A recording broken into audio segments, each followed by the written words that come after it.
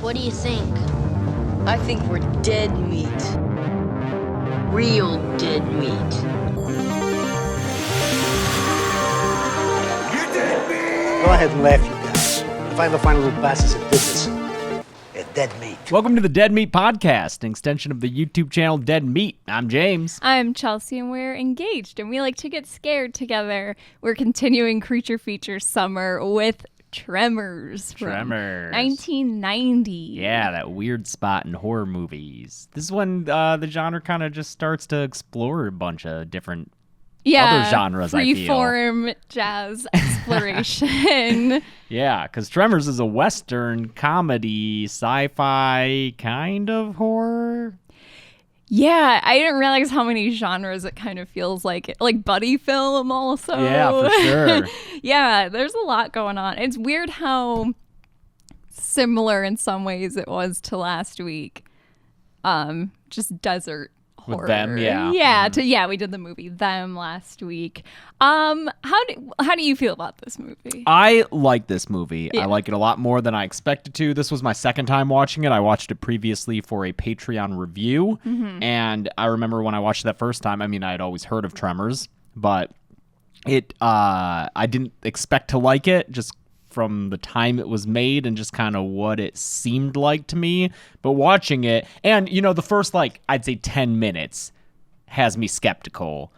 And I'm like, what is this going to be? But I think the rest of the movie really pulls it together. I really like the cast and the setting, the town of perfection. What state is it? Oh, hi, Lucy. It's I think Nevada. they're in Nevada, yeah. Yeah, for sure. And the population of 14 town. I love that. And there's 14 characters? 15 because we have the grad student. That's right. Yeah, But- she's not counted on they didn't cross out the 4 and write in 5 yet. But yeah, it's a very small town. You get to know everyone at least a little bit. The effects are great. They're by Amalgamated Dynamics Inc., ADI. That's Tom Woodruff's company who did all the alien effects from Alien 3 onward, and Tom Woodruff plays the alien in the AVP movies. So the graboid, the monster, I think looks great. You The get to see him a effects in bunch. this are amazing. Yes. Yeah.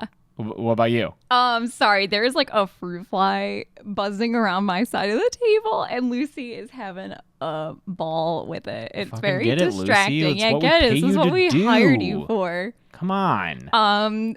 Yeah, I like this. It's not my favorite. I think it's a genre that is not it's never gonna be my favorite, I don't think. And what genre do you mean by that? Where it's horror but borderline comedy action, Yeah. is where it starts to lose me a little bit. And it's also the side of horror that I'm the least familiar with, kind of action horror. I'm trying to think of other examples of that.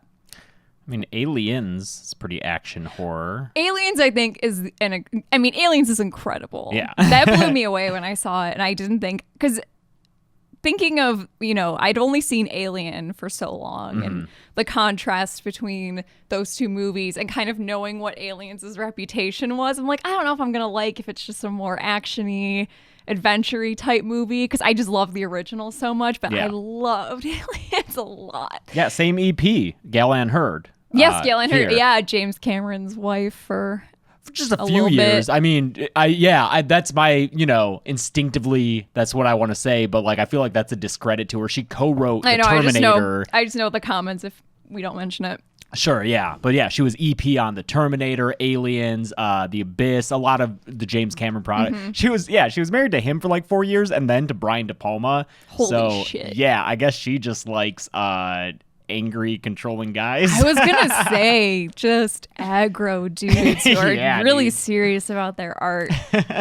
Holy shit! But I can't she's imagine. a legend. I worked on a show that she EP'd in 2016 called Hunters, a sci-fi show. Shit, It was one of yeah. my last jobs before working for Fox. Did you interact with her? I at never all? got to meet her. I got to meet the one of the other EPs, Natalie Chaidez, I think. I was her assistant kind of. Okay. Yeah, she was cool. Oh damn. Yeah. Okay. Hunters. That's right. Yeah, it didn't get renewed for a second season. Damn. But yeah, I don't know. This area of it's weird, kind of genre fusion. It's not my favorite. But I like it. I'm not saying I dislike it, but it's never going to be like my favorite movie of all time. Yeah.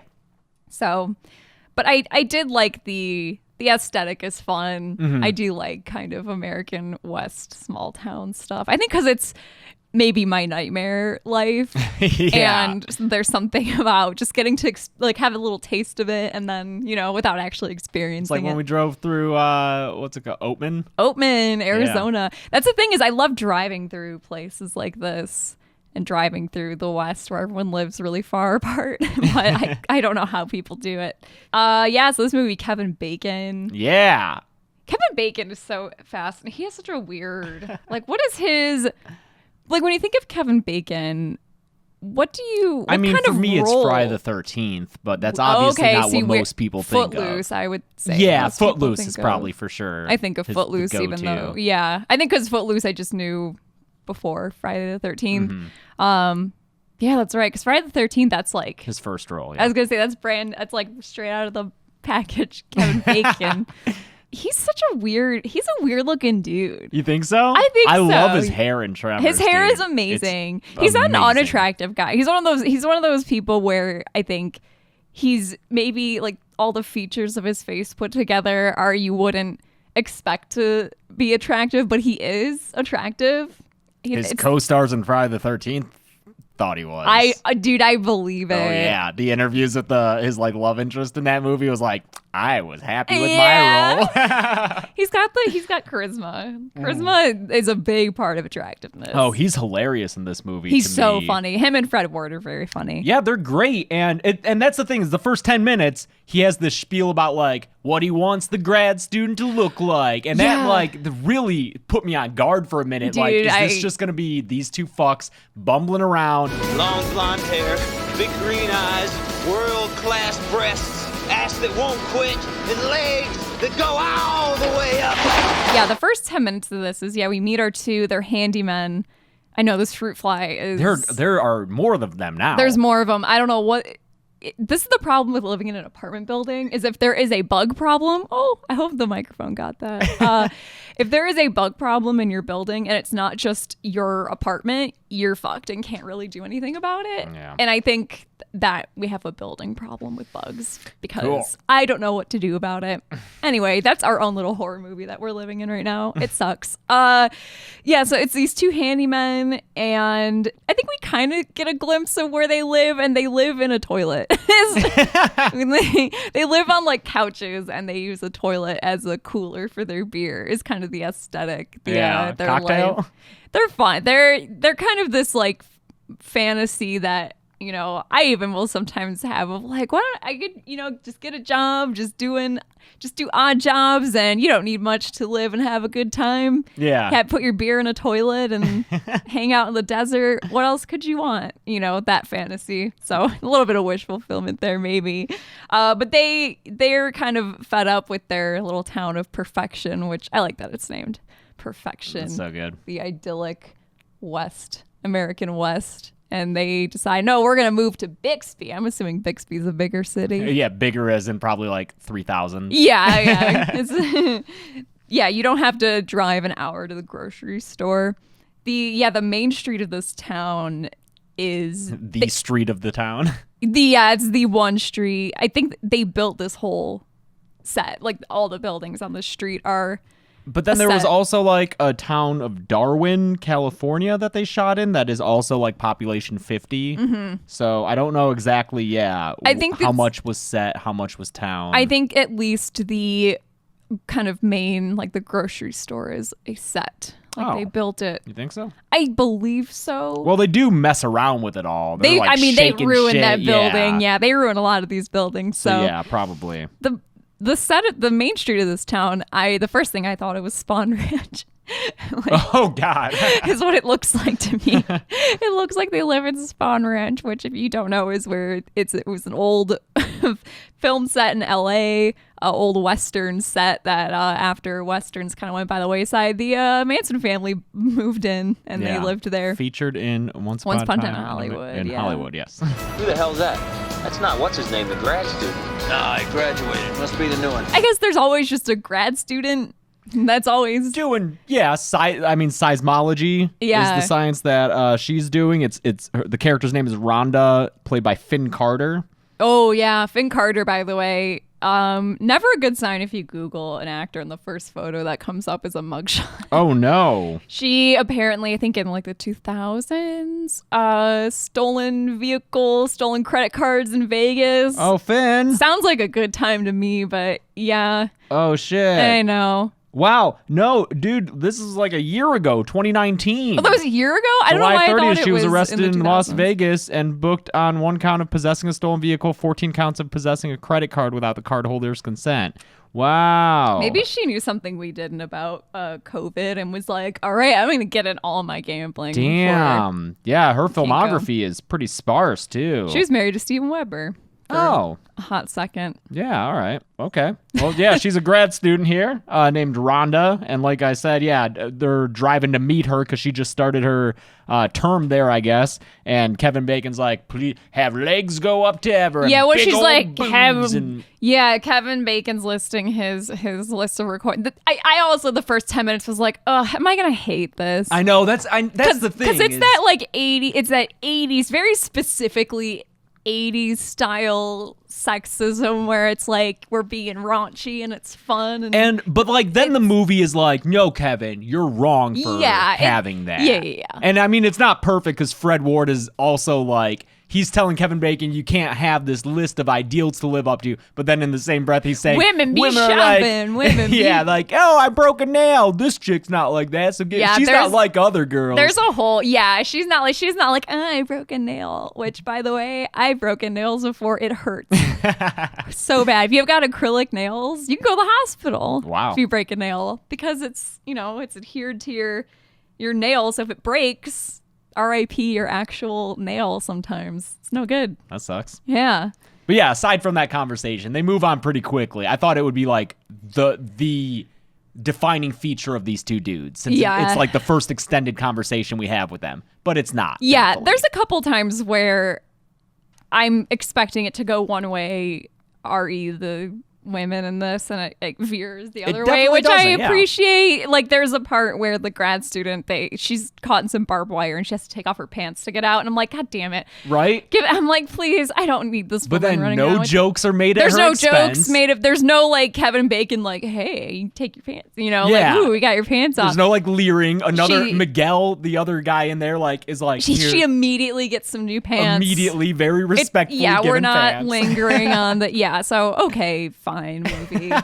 So there's and the other thing I can think of is this is way later in the movie, but I hate the trope. We've talked about this before. I think when we had Betsy Sidara on forever ago, we were talking about this trope about how we hate when in a movie a teenage boy is given a gun before any adult woman. Yeah. And I thought that was going to happen in this because at one point a teenage boy is given a gun and where the adult women are not offered any, but it turns out it was empty. You asshole, there's no bullets in this gun! Got you moving, didn't it? And there are only 2 adult women in this movie, and one of them is a gun There's nut. 3. There's the pottery mom. Oh yeah, pottery mom. She is a pottery. Do you know what I mean by pottery mom? I can tell immediately what you mean by looking at her. She's got Yes. overalls that should and be dangly earrings. Yeah. And her. She probably sells wind chimes, homemade wind Yes, chimes. she loves smudging. She burns sage in her Okay, home yeah. and listens to Yanni. Now, do you think she's married to that Nestor Nestor, guy? I think so. Okay, so is the family unit them, the little girl who is definitely Pottery Mom's daughter, Yeah. and then you think Melvin? I think Melvin is also little their shit-stained kid. Melvin, because otherwise, where's Otherwise, Melvin coming from? who is Melvin? Because like we said, Who's his people? The town says population 14. There are 14 people in this movie.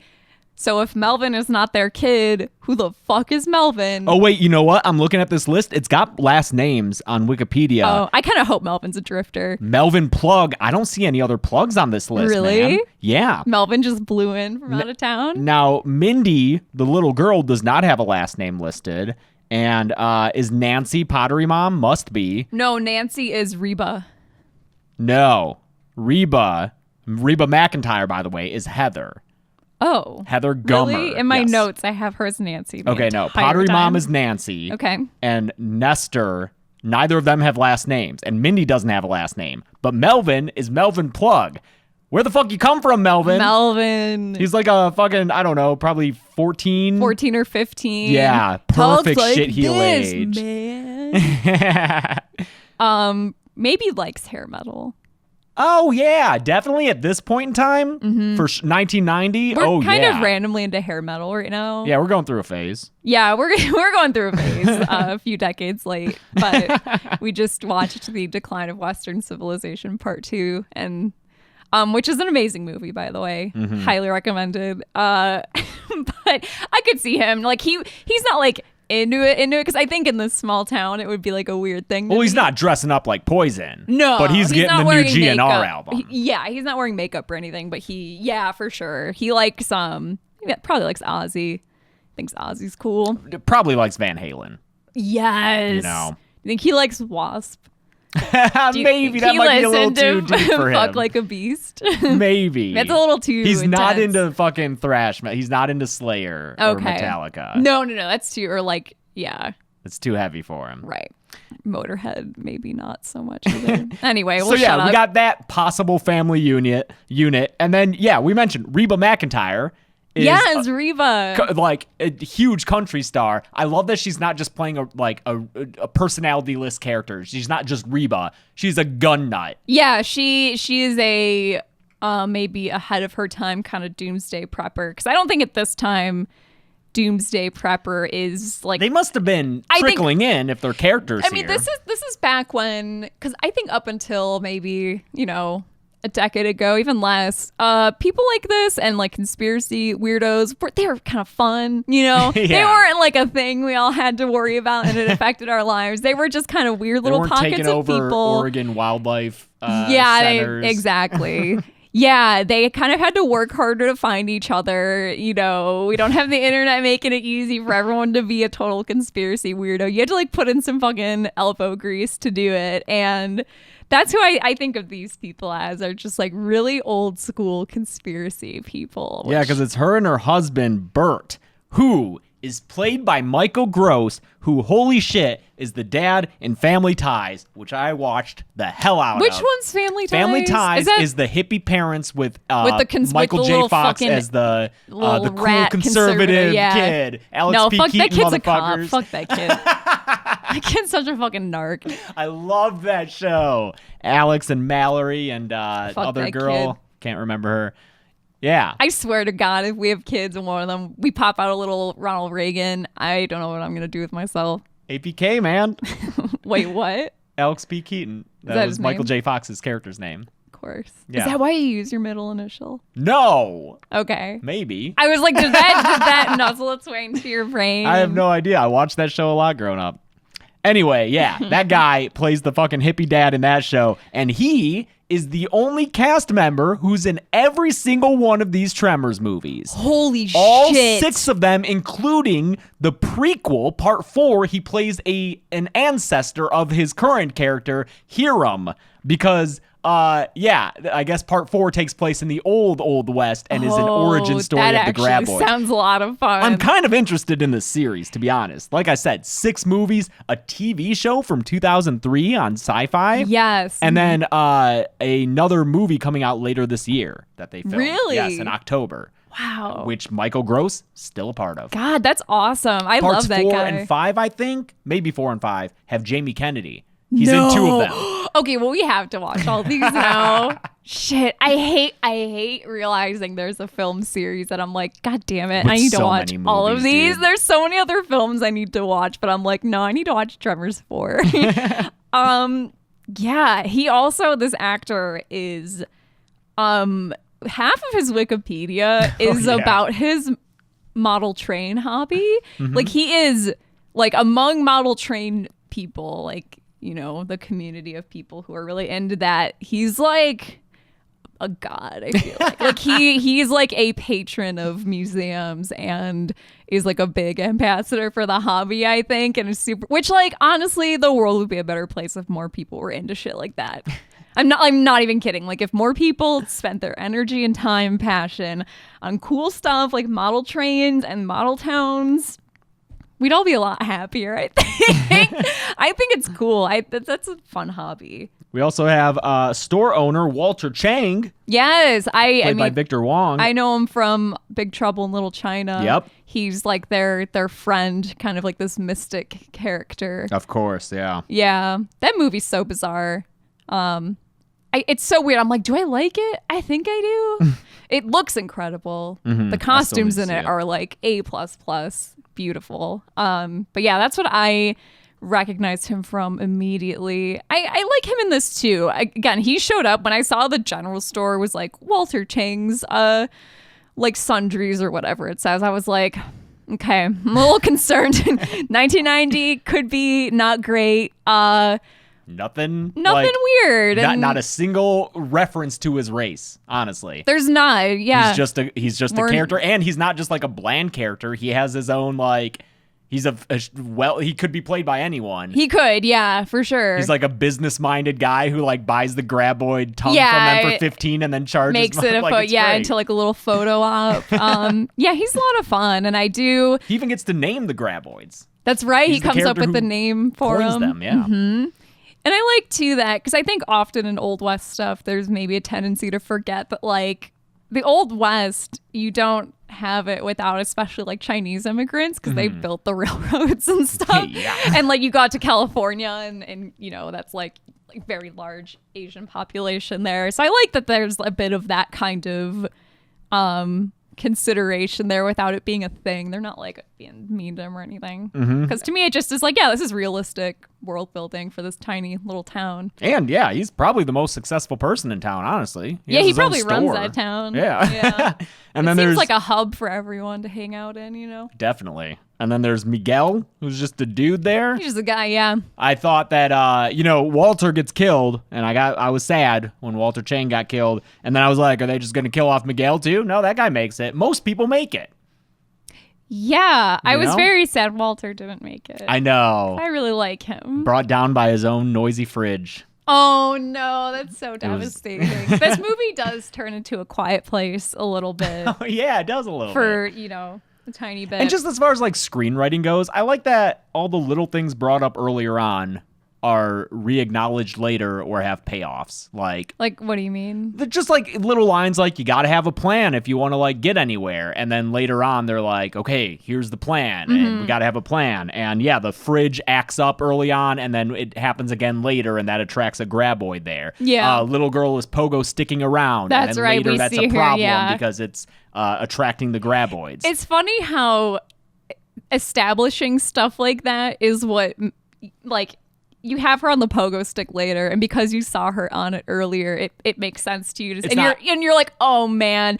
And I think if you take out that scene of her earlier and then you just see her pogo sticking, that's when you have like an airplane gag. Do you know what I mean? Like it's like a parody movie gag where they're like, okay, we all need to be quiet, and then someone's just on a pogo stick. Like on a pogo stick playing and a drum. Yeah, like fucking oh my god, why can't Melvin is bouncing around a basketball, Yeah. So if you don't see that stuff earlier, it's like a stupid gag, whereas no, we have it established. It's good. Yeah, they do a good job with all those little things that they bring back. And I like these kids have the loudest hobbies possible. Just basketball and pogo stick.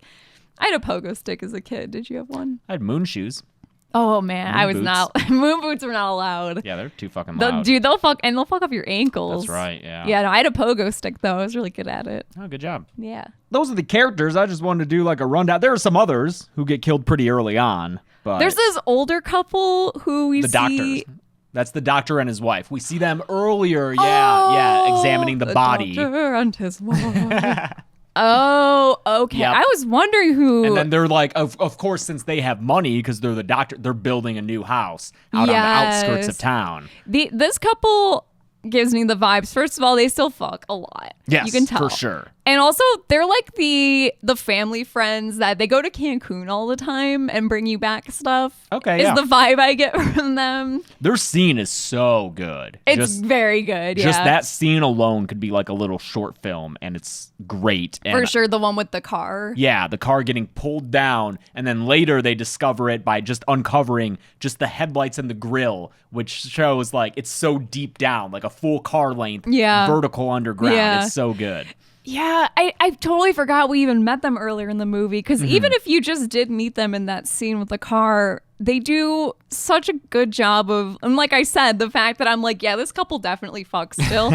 And the fact that you can establish that with two older characters, where often in movies it's played like, oh man, this old bag, this old ball and shit, you know, they both hate each other. They do such a good job of establishing that this couple still loves each other, and yeah, they're working on a new house, and in that just few minutes span, it's really sad when they, you know, you realize she's not gonna be able to save her husband when he starts getting sucked under the ground by the graboids. And she like puts a 2x4 like in a good way for him to grab onto it, but that just snaps in half and he gets pulled under.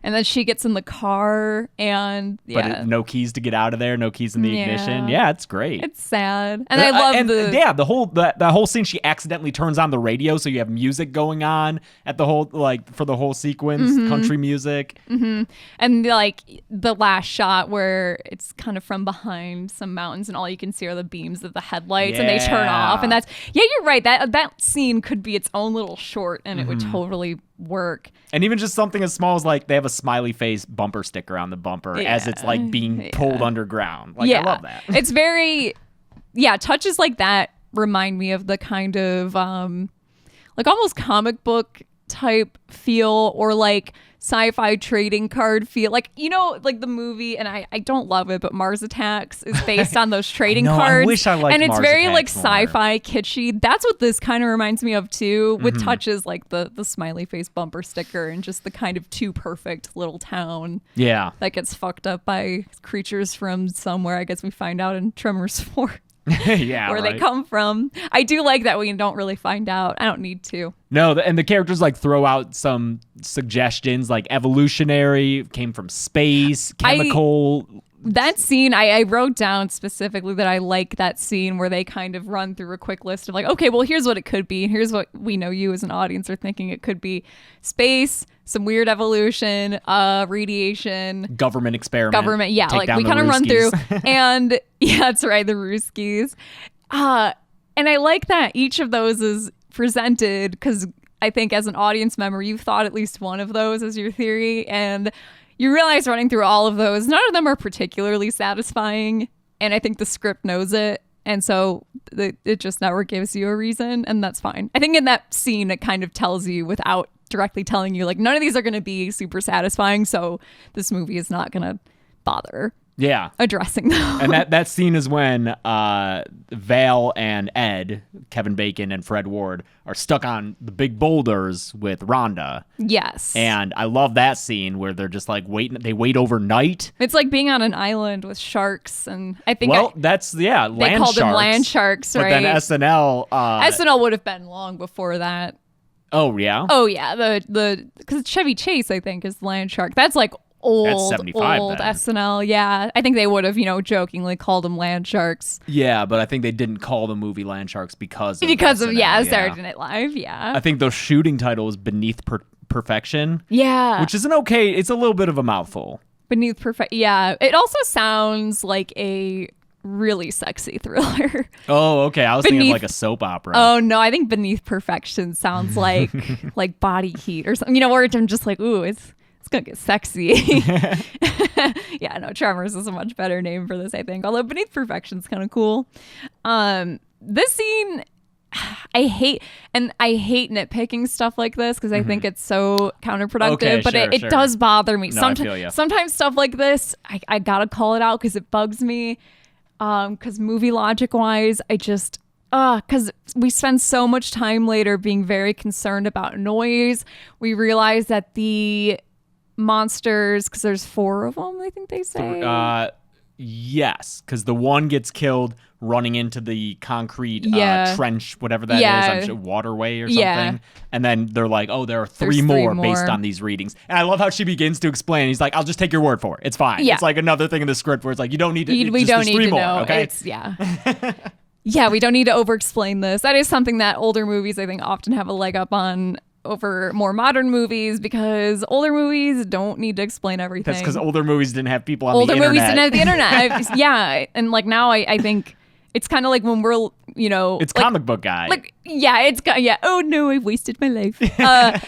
It's like earlier when I said no, I just had to mention that she's James Cameron's wife because people are gonna say it's like movies have that issue now where it's like no, we gotta establish why this because people on the internet are gonna be annoying about it.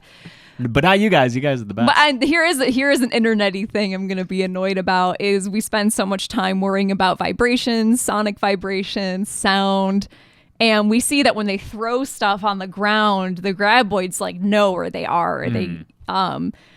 And so their solution for getting off this rock is pole vaulting between rocks. I think what they could have done, because you're complaining, and it's a fair complaint, That when the stick goes in the ground. When you put the stick in the Nothing ground. happens, yeah. Yeah, because that's what they're doing is they're hitting the ground with the pole vault and then pole vaulting. So Yes. theoretically, it should. I think they could have solved that by having it bite the pole vault or the pole and then just like pull it away from him after you go over. That could have that scene where they start with like a decently sized pole vault and then it chomps on it a little bit, and by the end of it, they have these really awkwardly length short pole. And That it's could be good, Some yeah. tension where it's like, are these going to be long enough to get us over? I like the kind of like just adventurous tone that the scene in the movie has. Like there's a long shot of them like pole I don't vaulting know why, together. but that wide shot reminded me of the Karate Kid. Yeah. Like the You know, wide shot, and it's this really nice music. This and- really nice music that almost like I can't remember what the score sounds like exactly, but in my head when I'm looking at that shot, I'm thinking of like on my way, on my way. Yeah, Yeah. for sure. Yeah, it sounds like we're not going through the movie scene by scene. No, we're all over the fucking place. It's fine. Yeah. So I'm just gonna bring up the movie's PG-13. Originally, it was going to be R, but then it was only given an R because of language. So they went through and edited out a bunch of F words and sometimes overdubbed them. So you get motherhumpers over the radio, which is funny. Motherhumpers. He says you sucker near the end, but the F word they leave in is the best one possible. Yes. Because it's after the graboid crashes into that concrete barrier and kills itself. And Kevin Bacon's just like, Fuck you! There's some very good line deliveries in this. One of my favorites is when they're stuck on those rocks in that scene we were just talking about. Fred Ward is like, That means we're stuck. That pisses me off. yeah, that's so funny. I like earlier when they find one of the population 14 people dead. It's like the sheep herder, old Fred, and they find his head, and Kevin Bacon's like, What the hell's going on? I mean, what the hell is going on? man, Kevin Bacon. he's really good in this. Yeah. Yeah. And Fred Ward as like the just wiser, older I was going to say, friend. like, not even like a straight man. They're both kind of idiots. But I think he's a little more, he's the older brother figure, Yeah. I think. I don't even know when it happens, but I think it's in the same scene right before that means we're stuck, and that pisses me off. It's like, son of a bitch, son of a goddamn bitch. Yeah, there's such, it's so funny that swears will get you an R rating, because those are like my first R-rated movie I ever saw in theaters was Billy Elliot, and that's only rated R because of all the fuck words in it. And that was like, yeah, that's fine, just don't say it in school kind of thing. Mm-hmm. But it's so weird that that's like, oh no, we must protect the children Yeah. from all the fuck words and not the, I mean, I guess, is this movie gory? I don't even remember very much gore. You know, watching it, It's just gross. There's no, they don't. Yeah, I feel like it wasn't shot gore-wise to get a PG-13. Obviously, it wasn't shot to get a PG-13 in the first place. But I don't feel as though they had to cut any gore out to get that PG-13. But there is some.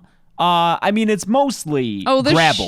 sheep are The sheep, they find some body parts that sheep herder. But other than that, it's mostly graboids, and you get away when it's not human gore. If it's like if it's creature like gore. orange colored or you get away with so much more. We see a lot of graboid gore. It is nice how much of the creatures we see, and everything looks so good still. Yeah, because it's practical effects pretty much throughout entirely, right? I think so. I read that they had a full-sized graboid that they built, and to get the weathered underground effect, saw that too. They fucking dug a giant hole, buried it, and then dug it back out so it would look like it was underground. So that's amazing. Yeah, that's, oh my God, I can't imagine how long. I'm sure the studio was like, why do we need to do, like, the fucking pencil pushers are just like, no, we're not doing this. It says here that you have 3 days scheduled for digging a hole and then filling it up and then digging it out again. Yeah, can I ask why? Yeah, I can't believe they let them do that or spend the time to do that anyway, but that's amazing. And not even just the graboids, just all of the, like, the effects of the ground moving, and whenever it's moving under stuff, like the buildings look like they're made of jello, and we've got stuff being knocked over. And it's very theme parky. Yes. It's tram tour on the Universal. It's like, there's an earthquake coming, and you see things shaking as it gets closer to you. Yeah, a lot of the effects in this, and this is not a knock on this at all. I love shit like this. It reminds me of, when you are on the tram tour and you go in that earthquake part in the subway tunnel, and the walls are shaking, and there's some, water, and there's a semi truck that falls in from the street above, and then you can look and it all resets itself. That's what all this reminds me of. And there's even the part where they're on the little tractor because they're escaping to the mountains. The plan in the end is to go to the mountains where it's all granite, and then the monsters can't, like, crawl through and get them. So they're on this little tractor trailer, and all I could think of was like, what's this up on our left? Oh no, it's a graboid. Oh boy. I don't know what their plan was once they hit those mountains, though. Just drive up to where they're on mountains that can't be burrowed under, and then get out and walk. Walk where? They're in the middle. All I could think of was, like, it's gonna be the fucking Donner Party. You can't just they don't have that's food. The sequel. They don't have their whole plan is just walk through the Sierra Nevada mountains. That's, oh no. I like how early on it's established how closed in they are. They're like, we have the mountains to this side, the valley to this side, and then the one road out just had a problem and is caved in. That's so right. Yeah, the roads and no phones. And no phones. Phone lines are down. Mm-hmm. Yeah. This movie does a good job of, like, everyone is, even when characters are acting dumb, it's because they're written to be so Melvin. But, like, I don't think any of our main characters are, like, everyone's written to the top of their intelligence, I think. Which has its limits because, Kevin Bacon keeps asking Rhonda, like, what do we do now? And at some point she's like, why do you keep asking me? She's like, I don't know. We just discovered these. For my nitpicky, like you had your nitpicky, my nitpicky is the first person shots of the grab, because the first person shots are, like, above ground coming at the characters as they, like, get into a truck and stuff. And yet we see that they're traveling mostly underground.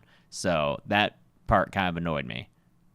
Oh, I see. Because there are some underground POV shots. There are. Those are awesome. Dirt. I like those a lot. But you're right. There are a few where it's kind of above. It almost looks like, it's like a snake or something. It's like Anaconda Cam. Yeah. And, like, when that's happening, I'm like, wait a minute. Those graboids aren't above ground. Sure. But it's whatever. like, mound of dirt POV. But yeah, the ones of it going underground. And, I like those. Oh, it's so so good. Fun. This would be a fun video game.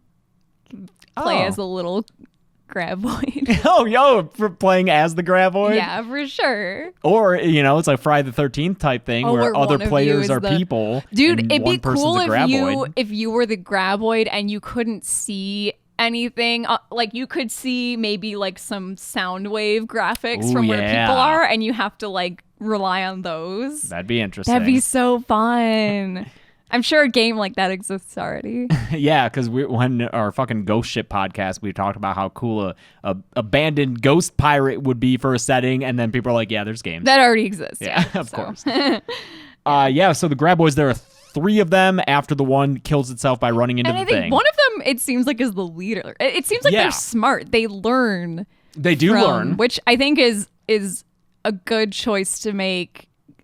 Like, that's the thing with creature movies. Often I get a little bored towards the end, because creatures to me, they'll lack the intelligence of a human character. And so once you outsmart a creature, usually it's like, okay, we've figured out how to beat it and it has its limitations. But I like the idea of a creature that learns from its mistakes and learns how you are avoiding it and works around that. Yeah. Yeah. And I think it is a good call to characterize one of them as like the big one, the big baddie, because it's early on their truck gets stuck and then they drive back to town and find one of its like tongue appendages. It's kind of like Alien, how it opens the mouth and then another little like mouth comes out. But they find like one of its tongue appendages attached to the truck, and that's what Walter charges money for pictures with. But then later they see a graboid that has one of its 3 tongue attachments is a stub. They call him like Stubby. Yeah. It's like, oh, there's our friend, and that's the one that survives until the end. Oh, okay. So it's like the one that's been hounding them this whole time. Yeah. So yeah, they had 3 after that initial one gets killed. One of them goes into the basement of Reba and her husband and just gets lit up by just like This 5 minutes of scene, gunfire. It's hilarious. I do like the kind of the joke setup of, okay, these 2 characters are prepared for any doomsday scenario except for this one. They didn't consider something could come from underground and just burst through the walls of their safe little bunker. Yeah. And it takes an elephant gun behind a like break in case of emergency Oh case. my god! I guess they rented that elephant gun from someone. They had for to like production. from a collector or something. Because what the fuck? Yeah, that thing is huge. So yeah, they're able to take out one that way. Yeah. And then another gets killed near the end by their friggin' homemade bombs that they have. They like Oh go my fishing God. with it, and that blows it up. But then the last one learns not to fall for that, and then you get the awesome final graboid death, which was repeated in a SpongeBob episode. Do you remember the giant worm that Sandy like rides off a cliff? Yes, I Yeah. do. That's a Tremors reference. Oh my gosh, I do remember that. I know, I forgot about it, but then I read on the I think it's the Wikipedia page has it. I'm like, oh yeah, I remember that worm because she like ties its it's tongue super up. long, right? Yeah, And yeah. Yeah, I do. Okay. Oh, it's so funny. Mm-hmm. Yeah. So yeah, but I love that the worm coming out the It's cliff so cool. and then just falling down and blowing up on those rocks, and it's a practical thing that Mm-hmm. they just must have filled with blood and guts. It's so good. And I like too that they also established, they almost foreshadowed that earlier with the one that runs into the wall Yep. of the kind of trench. You know, they established that it can't necessarily tell if there's something in the way of where it's going or if the dirt in front of it's just gonna end. Yeah. But yeah, going back real quick to that scene in the panic room or whatever, the little bunker, dude, they are shooting the fuck out of this puppet. Yeah, they're shooting Oh my so god, much at it, this man. puppet gets murdered. It must have been kind of fun to shoot that scene. You're just firing prop guns at this puppet. Yeah, just like grabbing another one off the wall and just reloading and shooting. God, their bunker looks like Day of the Dead. It's so weird. It's the weird blue painted bricks and Oh, stuff. yeah. Oh, there's something about it that's so gross to Dude, me. all their wall-mounted weapons, it seems like an armory in a video game. You go down there and like hold a key to swap out with Yeah. another weapon. Their license plate is Uzi for Uzi you. for you. So the film was directed by Ron Underwood. So Yes. I'm looking at his filmography. He did City Slickers, Slickers, yeah. which had Oscar wins. Yes. Holy shit. Mm-hmm. Isn't that a comedy? City Slickers, yeah, because what's Billy Crystal? Yeah, Billy Crystal, Daniel Stern. That's right. Mm-hmm. Wow, that won acting nominations for a comedy. Good work. Mm-hmm. I know. Mighty Joe Young, isn't that very poorly regarded, or no? Am I thinking of something else? I have no. I feel like maybe middle of the road. It's just very Ooh, sad. Adventures of Pluto Nash. That's did. not well That's regarded. not well regarded. But And I that think seemed to maybe Mighty sink Joe his Young career. also very animatronic heavy movie because the big gorilla. Okay. Yeah, I just want to say, oh yeah, he was a first AD on Tourist Trap. that's right. I in saw 79. that. Yeah, he worked Nice. on Tourist Trap. I just want to say his directing is it's interesting. It's not this isn't just a place the camera down and shoot the shot. Yeah. Like he has a lot of fun little moving shots. I'm thinking specifically in the scene that we discussed earlier with the doctor and his wife. following her into the car is a really good shot, and all that stuff is done really well. Like you said, the headlights disappearing when they're shooting that worm in their bunker. There's some cool shots of it, like going from like the cartridges that they're reloading back up to the guns. And then one of my favorite shots is just like a really funny, like directorial joke, is when they're making a plan to get out there on the tractor, and it's a shot of the tractor and they're like, oh, it's right over there, no problem. And then it's like a zoom out to show how far it is, and it zooms out to like an over the shoulder shot of the two of them. Yeah. And like, that's so funny to me. I really like his direction. It also, I love that I have a really good sense of space in this movie too, because that's one of my big pet peeves, is especially an action heavy movie like this is, where I'm like, I don't know where I am. Like, because we're cutting back and forth between the store a lot and the little trailer where the little girl and Pottery Mom live, and then the farther away house where our two doomsday preppers, like, we're cutting back and forth between a bunch of locations, and they can all kind of see each other and stuff, and they're communicating over radio. And I like that I know exactly how this town is laid out. Yeah. So I'm never confused when we're cutting back and forth, and I understand the why going from point A to point B is difficult. Like, I immediately get why, you know, when a solution is proposed, it's going to be harder than maybe it sounds, because I know in my head, okay, this is how far apart in space these things are. Yeah. Yeah. And a lot of cool, like the little water tower is a neat feature that's like used in a clever way. And yeah, I love it. It's very, a fun action adventure-y, which again, I'm not usually a huge fan of, but. Yeah, and you know, I often get bored by the third act in general, but this one keeps it up well. Maybe when they're traveling on the tractor and the bed, it starts to feel a little, because that thing is moving like 3 miles an hour. It's like not maybe it starts to feel like a little, okay, it's a kind of inevitable what they're doing, but then that even gets foiled by when the tractor falls into the it digs a trap. Yeah. Which is, they're smart. Yeah. So yeah, I love all the, here's a problem, how do we solve it? That didn't work, how do we solve it? Like, there's just a lot of that going on in this movie, and I really like it. Yeah. Like, the guns work on the worm that busts into the basement, but they won't work when they're underground, because you can't shoot through the ground. You can't shoot through dirt, which I didn't know, but it makes sense. It makes sense. Yeah, because if you hit dirt real fast, it's just a solid. It's like water. Yeah. Like, you can't really fire into water either. Probably easier than dirt. Probably. But at a certain speed, it's just like hitting a wall. Yeah. Yeah. I don't, science. Also, we're going to make this episode very dated right now with this reference, but the name Nestor was so funny to me in this political moment. Fucking my adopted son, Nestor, my adopted adult son. I just didn't think that many people were named Nestor, and yet in the last week, Matt Gaetz has a son named Nestor, and there's a Nestor in this movie, and it made me laugh. Yeah. Whenever I hear Nestor, I think of Nestor Carbonell. Oh, yeah. Whatever happened to that guy? I don't know. I like his look. Those dark eyes. Yeah. Oh, yeah, because he's got like natural guy liner. Yeah. He should be a pirate. Oh my God, yeah, for sure. Let's make a Sea of Thieves movie, because that's what we're currently obsessed with. Yeah. Starring Nestor Carbonell. Dude, I bet he's played a pirate in something. Let's find out real quick. Nestor Carbonell. Oh man, he's so handsome. I just think of him, he's in The Dark Knight. Oh, really? Oh, yeah, he is. He's like a government guy, right? Yeah. Is he the mayor? I think he might be the mayor. I mean, for me, he's Richard. See, he's in Bates Motel. He's a sheriff in that. Has he ever played a pirate? I mean, he was on a ship in Lost. That's you find true. out that he came over as a I'm like, slave, was he on I believe. that Black Sails show or whatever that's called on Oh, Stars? yeah. Yeah, I don't know. Oh, he's a voice in Jake and the Neverland Pirates. There you go. Got it. Kind of. We're close there, yeah. Thanks for the Nestor Carbonell detour on this episode. I don't know. I guess to wrap it up, I like this movie. It's not my super favorite, but that's fine. Not every movie has to be my favorite. Sure.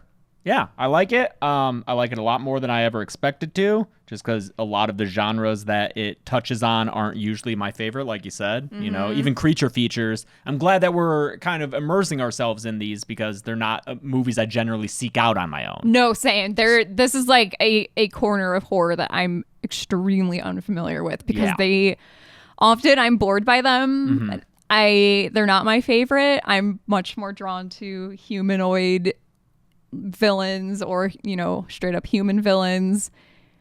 Like this is not my, but like I'm glad I'm finding a new appreciation for them and finding giving movies a chance that I maybe wouldn't have watched otherwise. So I don't know what we're gonna do next week, but we'll see. I'm trying not to pick ones that are like all from one decade, but I am looking at people's requests. So just let me know. Keep sending them in because it's often movies that I am not aware of. I think Arachnophobia.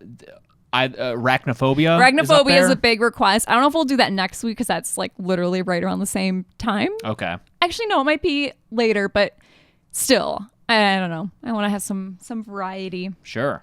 But isn't there a movie with rats played by dachshunds? Bunch of dachshunds running around in like a sewer or some shit. Let's look into that. What the fuck? I don't know, man. The rat population of the world is estimated to be 108 billion. 24 times the human population. All right, yeah, we'll look into that. We'll look into that. Yeah. Check out Dead Meat on social media at Dead Meat James on Twitter and Instagram. I'm at Carebex, CareBecc on Twitter and Instagram. And if you want merch, deadmeatstore.com. Also hit up deadmeatpod@gmail.com if you have any requests. Yeah, send me your creature feature requests because I do try and look for ones that are like by far the most requested. Like this Tremors was lots of people wanted Tremors, so yeah. And Tremors is one that I would like to cover on the kill count one day. It'd be a good one too. It'd be a good one. Like a good amount of people die. It's fun, and I mean there's a lot of movies is the thing. Because right now I'm doing wrong. Oh, you mean like just doing all of the Tremors I never movies? just do one. I know. I mean, I did just the Birds and not the Birds too, but like I'm going through fucking Wrong Turn right now. That's 6 movies. How's that? First one we watched, it's fine. Yeah. Second one I love. Okay. I mean Henry Rollins is in it, which is great. Oh, shit. But after that, Jesus fucking Christ, diminishing returns. Oh no, diminishing returns. There's the 5th one is shit. And it's what like it's like late 2000s kind of. Yeah. Oof, that sucks. Yeah. That sucks. So it sucks, but I'm doing it. I'm doing it for you. Until next time, I'm James. I'm Chelsea. And this has been the Dead Meat Podcast.